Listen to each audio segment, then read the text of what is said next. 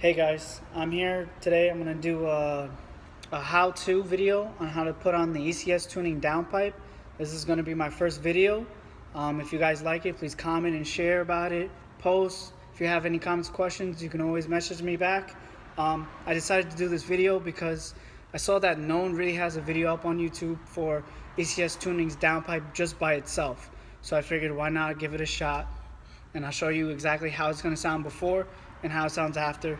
And if you guys really enjoy the video and you want to learn more about it, I'll put up another video of how a drive review of it and show what I think of if it's any good, if it's not, compared to an APR downpipe. First thing we're going to do is close the hood. We don't need to start with that.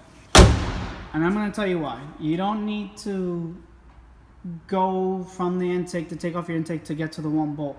I will show you guys on how to take it off without needing to take off your intake. If you're doing it outside in the backyard, of course I can understand where you would have an easier access to the bolt to take it off. The way I do it is I take it from the bottom, so I don't have to worry about going under the hood. You know, the exhaust clamp there. Of course you want to take off these brackets. Don't forget to take off your O2 sensors. You can pry those out or take off those bolts there.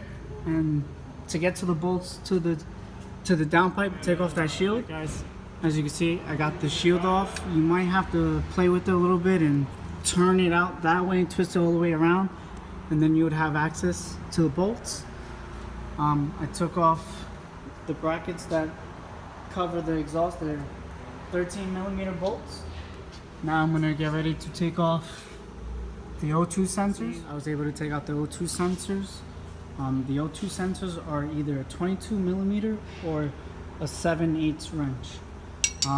You might need to use heat to take them out. For me, I didn't have to because I already had taken them off before, but they were on there and I did have to use heat. So next I'm going to take off this exhaust clamp. This side's a 15 and this side's a 14. I had already replaced this clamp from when I had put on my APR downpipe before. And then after I get done with that, I'm going to take off the exhaust hanger. Loosening up the exhaust clamp. I'm not going to take it off because I need it to hold up so it's not hanging down and doesn't hit you or anything. So keep it on as soon as you loosen it up, but make sure you can move it back and forth. You know it's loose, it's good to go off. I'm going to take this off and I'll let you guys know what right here. Then pull the pry bar just to push it out of the way, but you probably don't need it.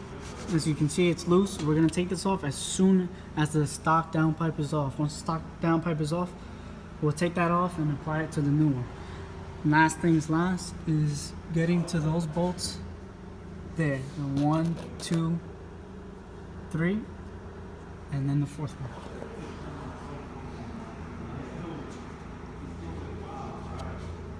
To get to this bolt, I come through here, and I'm actually going to get that one and the top one over there. Then I'm going to come around, extend this ratchet to that bolt as well, be able to get to that one. And then the tricky one is the one up there, which I will show you how I got my wrench up there.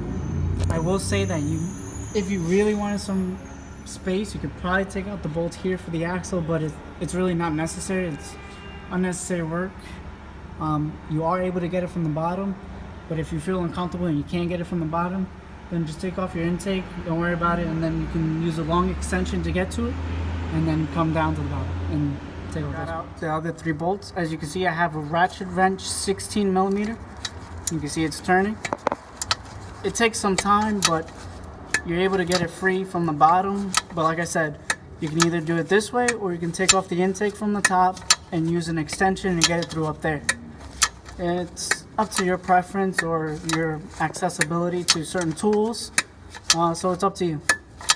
I'm using a 1/4 inch with an adapter to a 16 from a 3/8 as well, just so I have a little bit more room to be able to ratchet, because sometimes the wrench is too big. The wrench is more used just to break it loose. Okay. I got all 4 bolts out. Now I can actually just take this, push it out, as you can see.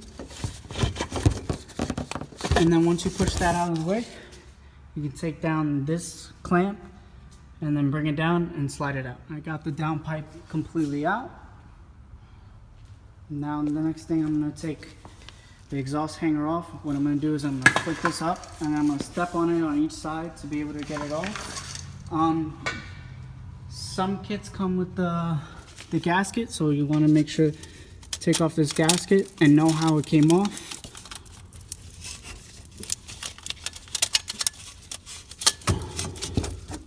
As you can see, it was going on like this. This lip will let you know that it goes under, so you use that as a reference. And then you put on the new one, and then get started on putting on a new downpipe. Note that you can reuse this gasket if it's not that bad. As you can see, this one isn't that bad. It is reusable since it's not a rubber gasket or anything like that. It's just best that when you're doing any type of exhaust work, you do want to change them out. That's probably the best thing. You can buy one online actually from ECS Tuning for it. I believe it's $8.99 or so. Might be less. It's not bad. It's definitely worth it. So here's the ECS Tuning downpipe. You can see the welds. They're not that bad. They're pretty good welds. As you can see, look at the Craftsman work. It's not much different from, to be honest, the APR. It feels pretty solid. Hopefully it works just as well. Now I'm comparing it because I do have, as you can see, an APR downpipe here. So you can see. Now I had bought this one used for $200. I was told that, you know, there's no exhaust leak. It was okay. I put it on. Unfortunately, there was an exhaust leak.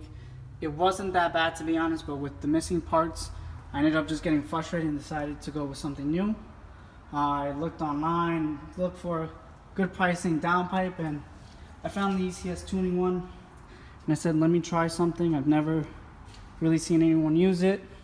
I'm gonna give it a shot, and I'll let you guys know how it is. I got my downpipe in. I hand tighten the nuts in first, and now I'm going to tighten it up. But before I do that, I'm going to put the exhaust hanger in. I'm just going to screw it in hand tight again, push those in, put a little lube. Lube's always your friend. Don't let anyone else tell you otherwise.